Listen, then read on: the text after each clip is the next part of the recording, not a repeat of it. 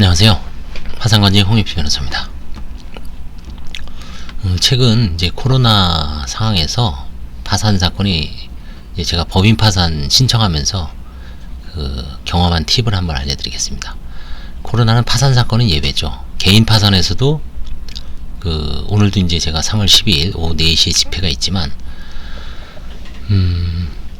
예를 들어서 오늘 한 40명 정도가 원래는 출석을 해야 되는데 딱 5명만 오게 했습니다. 일단 폐지 면책, 채권자 이익 없는 사람들은 출석하지 마라. 채권조사도 오지 마라. 종결 사건은 오도록 했습니다. 아마 종결 사건은 채무자가 출석을 해서 마지막에 이제 끝난다는 거를 고지하려고 하시는지 일단 종결 사건은 오고 채권자 이의하는 걸 와라. 결국 이제 한 5명 정도 되더라고요. 그래서 5명만 오십시오라고 이제 통지했는데 다음 주 이제 3월 15일 날 또 이제 선고가 16건, 5건이 있습니다. 마찬가지로 213단독 16건, 215단독 5건이 있는데 6건.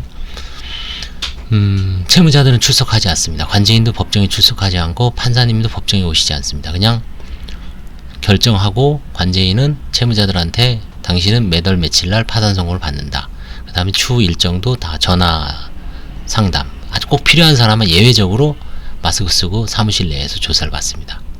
그래서 이 코로나로 인해서 다른 민사나 형사사건은 지지부진합니다. 특히 민사사건, 민사가사는 뭐 옛날보다 한 더블로 늘어난 것 같아요. 근데 파산사건은 계속 진행되고 오히려 더 빨라지는 느낌이 있습니다. 그래서 코로나로 파산사건은 예외입니다. 오히려 어려운 기업인 중소자영업자, 개인 채무자의 채무 탕감을 위해 속도를 내고 있습니다. 이제 작년 연말이죠. 12월 28일 법인 파산 선고 기일을 지정받았는데 관제인 사무실에서 곧바로 선고합니다. 옛날에 이제 법정에 신문기를 법정에서 했는데 지금은 원격도 없습니다. 뭐 어떤 변호사들은 판사님이 이제 관제인 사무실하고 원격으로 해서 얼굴도 이렇게 보고 했다는데 저는 지금 2건 한번 참석을 해봤는데 여의도에 계신 변호사님, 그 다음에 여기 서초동에 있는 변호사님 2건 다 그냥 관제인 사무실에서 곧바로 선고합니다. 그래서 법인 파산 신청 최근에 뭐 다들 알고 계시겠지만 나름대로 이제 경험한 팁은 판사님 성향에 따라 대표자 본인 신문은 생략을 하는 것 같습니다. 그다음 둘째, 코로나 사태 이후에는 선고는 관제인 사무실에서 화상으로 하는 것도 있고 관제인에게 이메일로 고지해서 가름하기도 합니다. 저는 화상으로도 안 하고 아예 관제인에게 이메일로 고지해서 가름하고 관제인 사무실에서 한 2번 정도 출석한 기억이 있습니다. 그럼 세 번째, 법인 예납금은 납부기간을 딱 3일 줍니다. 법인 예납금은 법인은 이제 채무에 따라서 예납 금액이 나중에 나오지만 제가 알려드리겠습니다. 납부기간을 딱 3일 줍니다. 돈이 500에서 2000 사이기 때문에 미리 예산을 딱 마련해서 들어가야 됩니다. 대표에게 미리미리 준비하라고 일러두어야 합니다. 예납은 이제 공식이 있습니다. 부채 기준으로. 물론 이제 거기에 사안에 따라서 그 예외가 있지만 일단 법인 파산은 부채 기준입니다. 대표가 말하는 부채가 아니라 재무상태표성이 일단 부채를 기준으로 합니다. 1등. 그래서 재무상태표의 부채하고 자산을 관제인이 평가를 해서 청산 대차대조표를 작성을 해서 실제 환가까지 가능한 거를 이제 법원에 2주일 내에 보고하게 되어 있습니다. 그래서 법인 부채를 기준으로 5억 이하면 예납금이 500만원입니다. 이건 변호사 비용하고 관계없습니다. 변호사 비용은 위임 약정에 따라서 그 변호사와 그 회사 실무자 간에 아니면 대표이사가 별개로 뭐 사안에 따라서 금액을 정해서 정해야 됩니다. 근데 이 예납금은 법인 부채를 기준으로 5억 이하는 500, 5억에서 10억은 700, 10억에서 30억은 1000. 대부분 요 1000 정도가 700에서 1000 정도가 맞죠. 중소기업은. 그 다음에 좀 중견기업으로 갈수록 30억에서 50억, 100이 1200만원, 50억에서 100억, 1500만원, 100억 이상 2000만원 이상.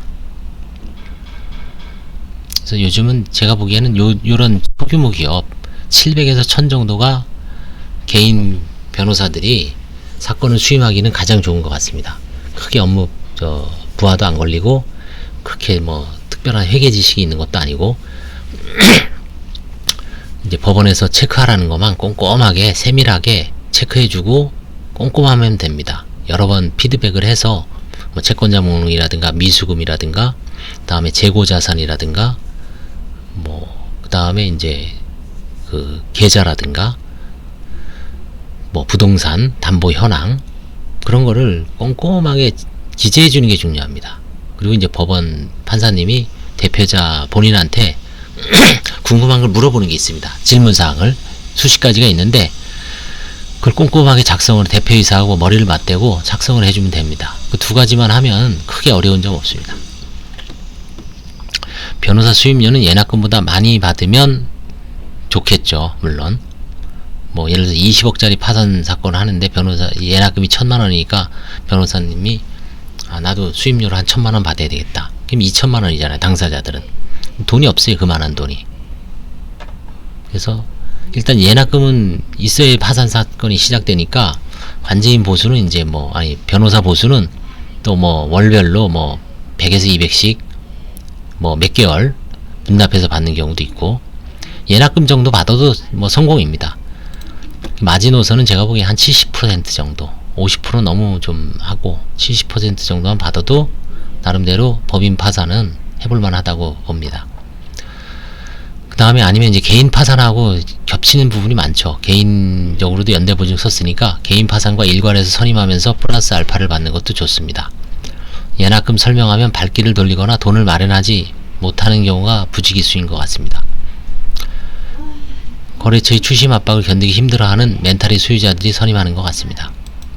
그 다음에 민형사소송과 고소를 두려워하지 않는 자들은 웬만하면 파산 절차를 받지 않습니다. 그냥 폐업만 하고 뭐 고소하면 고소해라 알아서들 멘탈로 버티는 것 같습니다. 감사합니다.